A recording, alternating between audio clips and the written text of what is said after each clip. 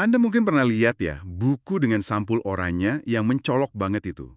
Dan judulnya, ya terus terang aja, agak provokatif.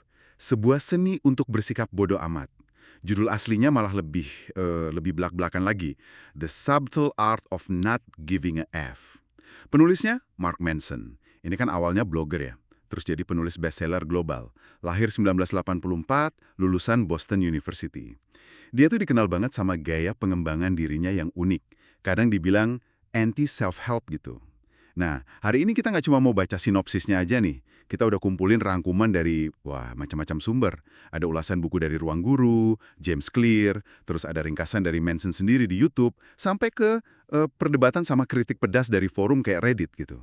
Jadi, misi kita buat Anda hari ini, kita mau bongkar nih, esensi buku ini tuh apa sih? Apa sebenarnya seni bodoh amat yang dimaksud si Manson?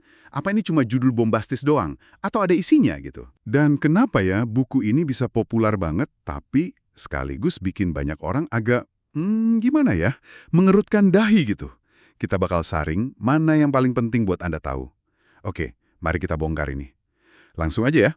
Ide yang di awal buku tuh udah bikin orang kaget. Jangan berusaha. Aneh kan?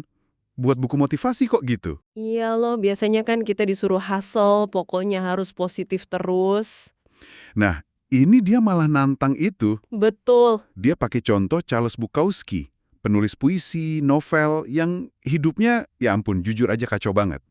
Pemabuk, penjudi ya. Iya, sering ditolak penerbit pula. Tapi katanya, justru karena dia jujur sama kekacauannya itu, sama kegagalannya, dia jadi otentik, malah akhirnya sukses.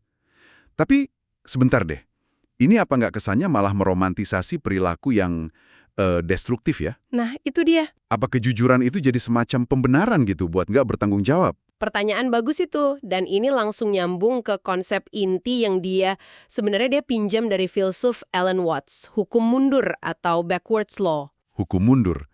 Kedengarannya agak gimana gitu ya? Kedengarannya rumit, tapi idenya tuh sebenarnya sederhana. Justru karena Anda terlalu ngejar pengalaman positif, Anda malah merasa negatif. Kebalikannya, menerima pengalaman negatif, malah bisa jadi positif. Oh gitu. Contohnya gimana tuh?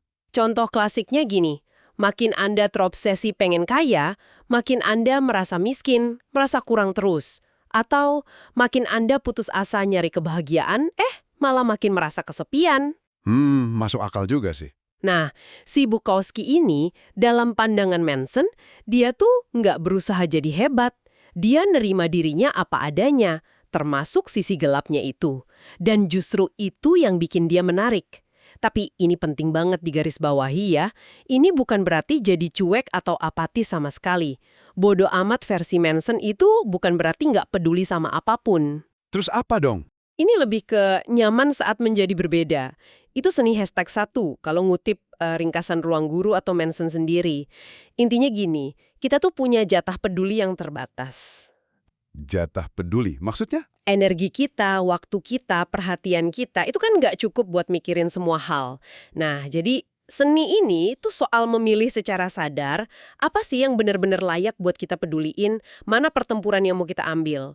Ini sebenarnya nantang nilai-nilai yang sering dicekokin sama budaya populer. Tahu kan? Sukses itu harus begini, bahagia itu harus begitu.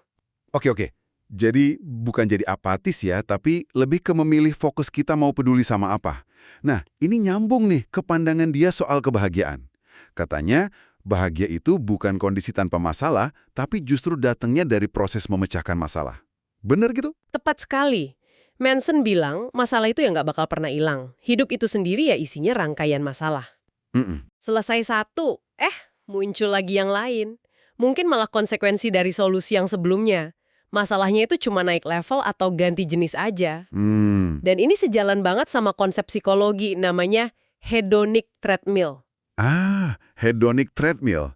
Itu kan yang kayak kita lari di treadmill tapi nggak maju-maju soal kebahagiaan kan? Betul. Kita mikir, wah kalau udah capai X, misalnya gaji naik, punya rumah, pasti bahagia selamanya. Tapi ternyata ya nggak gitu. Kita cepet banget adaptasi terus pengen Y lagi. Iya. Manson kasih contoh lucu tuh soal punya kapal pesiar kan? Iya, dia cerita. Bayangin deh, Anda akhirnya punya kapal pesiar impian, awalnya seneng banget kan? Pastilah. Terus muncul masalah baru. Biaya tambatnya mahal, perlu perawatan rutin, terus ada temen mabuk jatuh ke laut, wah harus panggil Coast Guard. Iya juga ya. Intinya, kebahagiaan permanen tanpa masalah itu cuma ilusi. Emosi negatif kayak cemas, marah, sedih, itu bukan sesuatu yang harus kita singkirkan total.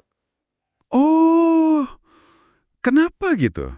Secara evolusioner, emosi negatif itu sebenarnya sinyal buat kita bertindak. Jadi yang kita cari itu bukan hidup tanpa masalah, tapi masalah yang baik. Masalah yang baik? Maksudnya? Masalah yang kita pilih secara sadar, dan kita nikmatin proses nyelesainnya. Wah, disinilah nih bagian yang sangat menarik. Konsep pilih perjuangan Anda atau choose your struggle. Ini benar-benar kayak ngubah cara pandang ya. Iya kan? Bukan hanya apa yang pengen kamu nikmati, tapi lebih ke rasa sakit apa yang bersedia kamu tahan buat dapatin itu. Nah, Contohnya gampang, semua orang pengen perut six pack. Tapi ya, nggak semua orang mau ngerasain otot perutnya kram gara-gara crunch ratusan kali, atau nahan godaan makanan enak demi diet ketat. persis. Jadi katanya identitas kita itu dibentuk sama apa yang rela kita perjuangkan, bukan sekedar apa yang kita inginkan. Dan kegagalan dalam memilih perjuangan ini, atau cara kita merespon masalah, seringkali muncul dalam dua bentuk. Ini kayak yang disarikan Moyes dari buku ini ya. Pertama, penyangkalan. Pura-pura nggak ada masalah gitu? Iya, pura-pura nggak ada apa-apa. Kedua, mentalitas korban. Oh, yang selalu merasa jadi pihak yang dirugikan, nyalahin situasi atau orang lain terus. Nah itu dia.